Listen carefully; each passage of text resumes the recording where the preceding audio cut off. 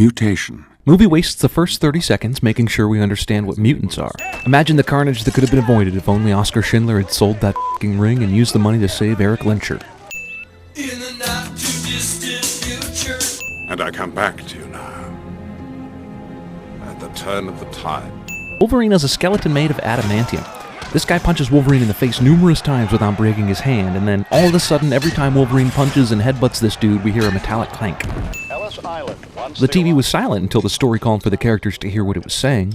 Wolverine has the ability to smell others when they're near, but completely misses Rogue sneaking onto the cart at the back of the trailer. Yet he can totally hear some bullshit movement on the trailer while the car is on the road that makes him instantly suspicious. I saved your life. The producers of True Blood later saw this and said, yes, this is exactly the fake Southern accent we want. You know, you should wear your seatbelt. Arguing about auto safety when the car accident happens cliche. So we find out later that Sabretooth was here to kidnap Rogue, but how does Magneto know to send Sabretooth here? Like, he doesn't have Cerebro to locate mutants. Rogue was a stowaway on Wolverine's trailer. Wolverine pretty much drives place to place without any real direction.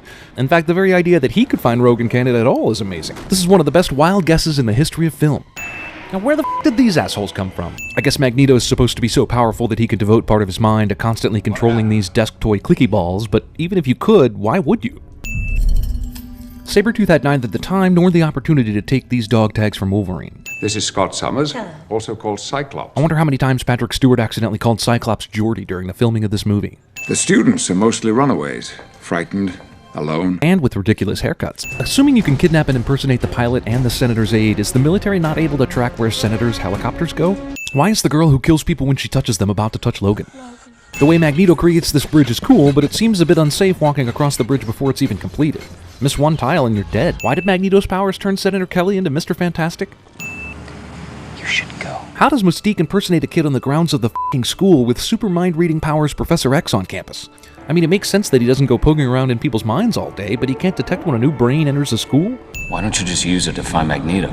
I've been trying, but he seems to have found some way to shield himself from it. Yeah, but why can't Xavier find Sabretooth, Toad, or Mystique when they wander around outside of Magneto's fortress? Sabretooth was just hanging out in Canada with no metal helmet or anything.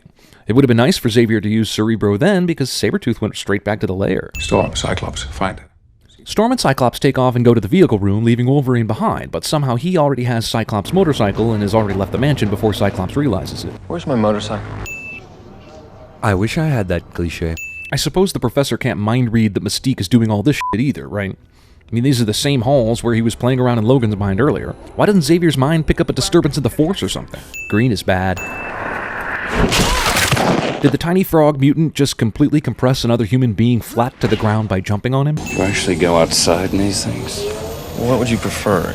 Yellow spandex? Haha, comic book inside joke. Mutant or not, it's a terrible idea to leave an entire boarding school full of children completely without adult supervision. Sounds like a storm's coming. Oh really?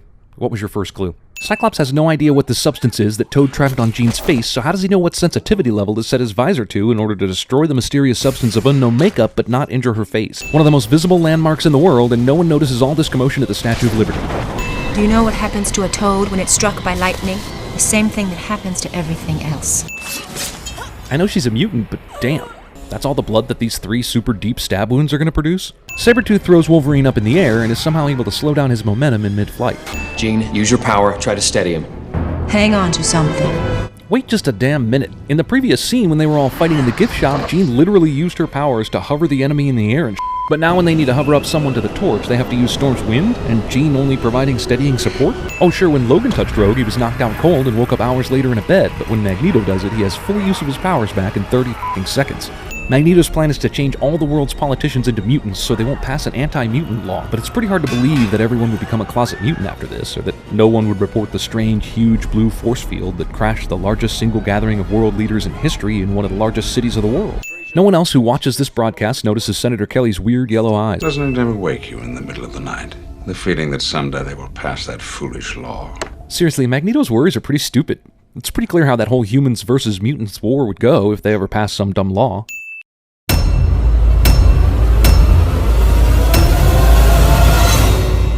Whatever you do, don't hit him in the balls.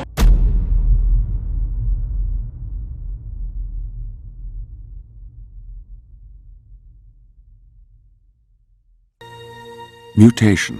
It is the key to our evolution. It has enabled us to evolve from a single-celled organism into the dominant species on the planet. This process is slow, normally taking thousands and thousands of years. But every few hundred millennia, evolution leaps forward.